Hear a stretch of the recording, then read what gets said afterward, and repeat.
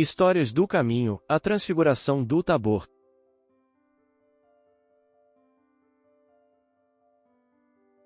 O Tabor e a planície. Com a força da sua realidade poderia ser considerado um díptico, as bênçãos de Deus no monte e os conflitos do homem em toda a pujança de suas cores na planície. Desciam Jesus, Pedro, Tiago e João das culminâncias do Tabor, onde comungaram com as excelências de Deus, ao encontro das baixadas espirituais das criaturas. Há pouco, resplandecente, o Mestre estivera envolto por uma esfera de poderosa luz e dialogara com os venerandos antepassados do povo, Moisés e Elias. As emoções ainda não se aquietaram na horizontalidade do habitual, e a curva descendente das dores tomava forma chocante na terra das contingências humanas. No alto, a visão da vida verdadeira, ao sopé, as angústias junto aos sofrimentos. Espírito mudo e surdo, eu te ordeno, sai dele e não entres mais nele, a exortou Jesus com firmeza na voz, na qual a piedade se misturava à energia. Não houve debate. Tudo simples. A cena breve culminou no declínio do jovem que ficará prostrado como morto, banhado por álgido suor, desfigurado. O mestre, comovido, curvou-se, tocou a fronte do ex-obsidiado e o levantou com um gesto cativante. Era quase um menino. Sofria desde a mais tenra idade sob o jugo violento do impiedoso algoz desencarnado. As raízes do ódio nefando se perdiam nas sombras do passado, quando foram comensais da mesa farta da loucura e se enredaram em odienta cena de sangue. Agora a lei soberana, que jungia o criminoso não punido à justiça desrespeitada, manifestava-se sobranceira. O parasito espiritual se emanara ao sofredor e reproduzia nele os esgares epiléticos em que se consumia, vítima de si mesmo, escravo do ódio. Na volúpia da vingança, atirava-o de encontro ao solo, ateava-lhe fogo às vestes, tentava afogá-lo, subjugava-o. As esperanças da família se apagavam na lâmpada sem lume das tentativas de cura, impossível até aquele momento. Seu pai ouvirá falar do Rabi e o trouxera, na expectativa duvidosa de ver o filho recuperado, perdido como se encontrava no caminho do aniquilamento inexorável. Transcorreram 8 dias após a confissão de Pedro, o mestre tomou consigo Pedro, Tiago e João, e levou-os sozinhos, e à parte, para um alto monte. Agosto, em plenitude, derrama sua taça de luz e calor sobre a terra. As papoulas e as margaridas jazem crestadas em hastes vencidas pela canícula. O céu muito azul e transparente concede visão infinita em todas as direções. À medida que o Tabor vai sendo vencido, os painéis se desenrolam, e embaixo os campos de trigo ceifado, a mancha pardacento prateada do Jordão, na configuração de imenso alaúde entre sebes. Para as bandas do Oriente erguem-se altaneiros os montes Galad e ao poente cintilam as águas do Mediterrâneo, como um imenso espelho refletido através da garganta natural entre o Monte Carmelo e os contrafortes altanados do Líbano. Ao norte o Genezaré salpicado de velas coloridas e orlado por Tiberíades, Magdala, Cafarnaum, Betsaida, as cidades tão encantadoramente derramadas dos pequenos cerros na direção das praias, vestidas de palmeiras verdejantes. Do acumen a visão não se detém. De forma arredondada, a plataforma batida pelos ventos, às vezes coroada de zimbros, é a culminância dos 562 metros de altitude rochosa, sem vegetação, com destaque na imensa e formosa Galileia. A noite ainda demora algumas horas para estender o seu manto imenso sob o céu. Os meses de agosto são de longos dias. O calor asfixia e requeima a rala vegetação. A jornada é longa, na conquista do monte, e mais de 4 horas de marcha lenta e cansativa, embora a beleza da paisagem deslumbrante em derredor. Atingido o cume, o mestre se põe em oração. Os discípulos, suarentos e cansados, adormecem à sombra dos arbustos escassos. Um grande silêncio envolve tudo e todos. O mormaço quase asfixia. A noite vence a natureza e o mestre ora. A madrugada alcança o Rabi em oração. Os companheiros dormem. Vozes percutem na monotonia.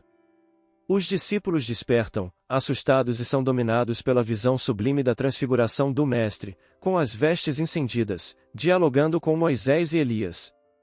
As palavras vibram no ar, mas não são palavras como as que se ouvem comumente. Logo após, diluída a visão, Simão se acerca do Rabi e exclama: Mestre, bom é que estejamos aqui, e façamos 3 cabanas, e uma para ti, outra para Moisés e outra para Elias. O mestre fita-o compadecido. Uma nuvem surge misteriosa e uma voz, então, exclama: Este é o meu filho amado, a ele ouvi. Os discípulos ainda não refeitos são tomados de pavor. A grandiosa revelação fora feita. Jesus estivera em toda a sua glória e eles foram testemunhas silenciosas e emocionadas do acontecimento incomparável. Os céus foram cindidos e os discípulos tiveram o conhecimento do divino. Pedro se reportará mais tarde a essa metamorfose do Mestre, testemunho insofismável em que fundamenta a sua fé. O Rabi, no entanto, exige-lhe silêncio. A verdade tem que ser dosada para o entendimento da argila humana. Mais tarde João, ao escrever os Aditos do Senhor, iniciará a sua narrativa evocando, certamente, a cena inesquecível. Nele estava a vida, e a vida era a luz dos homens, a luz resplandeceu nas trevas, e as trevas não a compreenderam. Desçamos. Alvitra o Mestre. Não poderíamos aqui demorar-nos? Indaga Simão. E necessário descer, retruca Jesus. Busquemos os que não dispõem de forças para subir. Os homens necessitam de nós. A nossa é a glória deles. Para eles sejam nossas alegrias e para nós as suas dores. Depois da comunhão com os céus, a convivência entre os que se demoram na terra. O paraíso seria para nós estranho presídio sem aqueles que, no ergástulo das aflições, anseiam pelo país da liberdade. Desçamos. Os homens, para quem eu venho, nos esperam. Na descida do monte confabulam. Rabi. Indagam como receosos, dizem os escribas que é mister que venha primeiro. Elias. Elias já veio, e não o conheceram, mas fizeram-lhe tudo quanto quiseram. Assim farão, também, padecer o Filho do Homem. Então entenderam os discípulos que lhes falará de João Batista. A nova revelação de ser Elias, João Batista renascido, surpreende os companheiros que começam a compreender os inescrutáveis desígnios do Pai. Os espíritos estão estuantes de felicidade. Há festa em seus corações. Jesus e os discípulos continuam descendo. O dia esplende. Os acontecimentos são sóis em suas almas. A plataforma do Tabor fica para trás. A planície imensa se estende embaixo. Lá estão as criaturas sofredoras e ansiosas, os companheiros aguardando. Amedrontados, os discípulos se revezam. Afasta-te, Satanás! Exclama Judas, irado, enquanto o obsesso Lula. Filho das trevas, semente de Belzebu, brada Tadeu, com a voz rouca e os olhos injetados, por quem és, abandona tua vítima. Decaído, imundo, vocifera, pálido e suarento, Natanael, eu te exorto a que retornes às hienas. Curiosos se acercam dos gritadores, enquanto o endemoninhado, como se multiplicasse as forças que o vampirismo espiritual consome, mais se debate no solo e corcoveia, exasperado, a ameaçar o débil corpo em convulsão, semi-vencido. É o próprio Dibuco, soluça, desanimado, Filipe. Nada conseguiremos. Arremata o filho de Cleofas. Onde andará o mestre? Indaga, perturbado, Simão, o zelote, que não vem socorrer-nos? Não saberá ele de nossa aflição? Entreolham-se, estremecem, enquanto o obsidiado espumeja e se debate. Falam todos de uma vez. Gritam inutilmente. Vendo o mestre e os companheiros, que chegam à charneca das misérias humanas, correm, aflitos e o saúdam. Que é que discutis com eles? Interroga, sereno, o Senhor. Mestre, trouxe-te o meu filho, que tem um espírito mudo. E este, onde quer que o apanhe, despedaça-o, e despuma, e rende os dentes, e vai se secando. Eu disse aos teus discípulos que o expulsassem, e não puderam. Se podes, apela ao Pai, salva o meu filho. Se tu podes crer, tudo é possível ao que crê. Respondeu o Cristo. Eu creio, Senhor. Ajuda a minha incredulidade. O rabi se comove. O semblante sereno expressa toda a angústia do seu espírito. Sem qualquer mágoa, fita os companheiros medrosos e os admoesta com veemência e compaixão. Compreende as fraquezas dos convidados a esparzir a semente da boa nova. Como a justificar-se a si mesmo e aos outros, Judas tenta esclarecer. Fizemos tudo quanto nos ensinaste e nada conseguimos. Até quando vos sofrerei e estarei convosco? Questiona o mestre. A indagação fica no ar, sem resposta. A arrogância da fraqueza é mais petulante do que a vaidade da força. O sinal do fracasso no orgulho é como chaga de fogo a requeimar. Espírito mudo e surdo. Pálido e fraco, o moço sorriu. Havia gratidão sem palavras. Osculou a mão do rabi, conduzido pelo pai em êxtase de alegria, seguiram ambos no rumo do lar.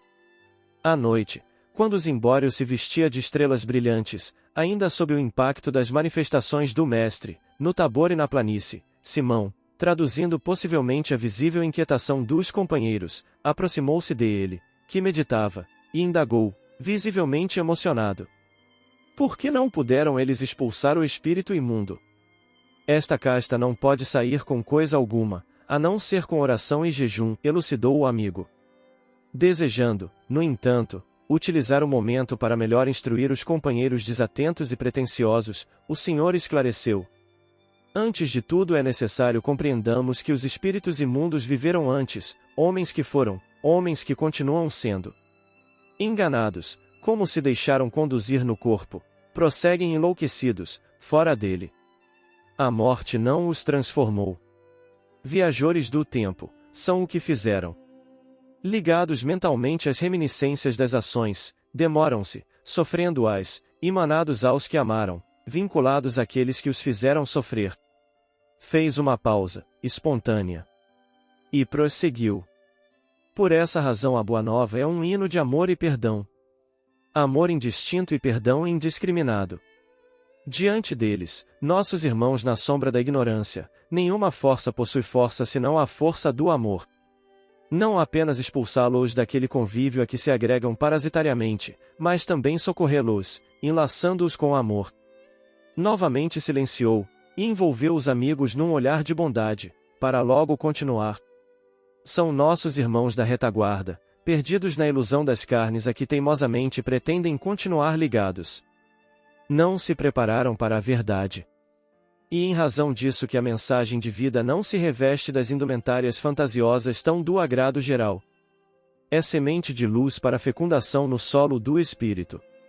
Diante, pois, deles, possessos e possessores, só a oração do amor infatigável e o jejum das paixões conseguem mitigar a sede em que se entredevoram, entregando-os aos trabalhadores da obra de nosso Pai, que, em toda parte, estão cooperando com o amor, incessantemente. Se amardes ao invés de detestardes, se desejardes socorrer e não apenas os expulsardes, tudo fareis, pois que tudo quanto eu faço podeis fazê-lo, e muito mais, se o quiserdes. No leve ar da noite bailavam suaves brisas espraiando para o futuro a palavra do Rabi, como antevisão gloriosa para os dias porvindouros da humanidade. A transfiguração no Tabor. 6 dias depois tomou Jesus consigo a Pedro, a Tiago e a João, e os levou em particular a um alto monte. E foi transfigurado diante deles. E as suas vestes tornaram-se resplandecentes e em extremo brancas, como nenhum lavandeiro sobre a terra as pode alvejar. E lhes apareceu Elias com Moisés, e estes falavam com Jesus. Então Pedro disse a Jesus: Mestre, bom é estarmos aqui, e façamos 3 tabernáculos, um para ti, outro para Moisés e outro para Elias. Porque não sabia o que havia de dizer, pois estavam aterrorizados. E veio uma nuvem que os envolveu, e dela saiu uma voz dizendo: Este é o meu filho dileto, ouvi-o. E eles olhando de repente em redor, não viram mais ninguém consigo, senão só a Jesus. Evangelho de Marcos, capítulo 09, versículos de 2 a 8.